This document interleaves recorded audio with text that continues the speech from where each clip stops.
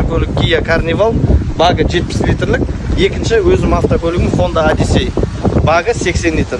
Мынау қазақ ойлыға келіп еді, маған 88 литр бензин құйып берді, а 70 литрлік баққа 75 литр құйып берді.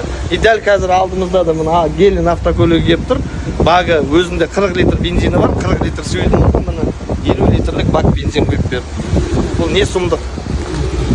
Яғни ақша жасап жатқан сияқты ғой сіз. Әділдік қаяқтан 10 литр әр халқынан 5-10 литрға құрбосқа 10 литрдің өзі есептеп көріңіз 2-3 теңгеден 2000 теңге. Соны бір шара алу керек болмайды. Канистр сұрасақ, канистр бермей жатыр. Канистрмен тексерейік десек.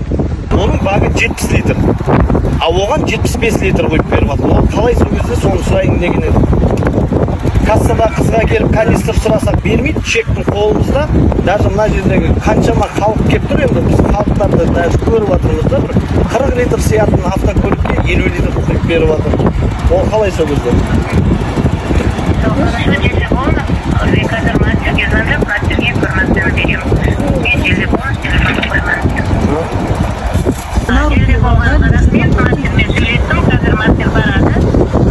Мерный специальный ыдыстары бар, сол мерный ыдыстарды алып шығып сізге көрсетеді. Егер де дұрыс болса, онда сізбен сөйлеседі сол жерден.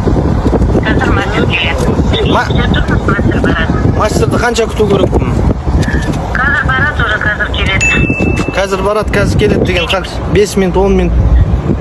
Кішкене өте тұрыңыз, енді қанша несін айтқан жоқ, қазір келеді уже. Мен бара жатырмын деді.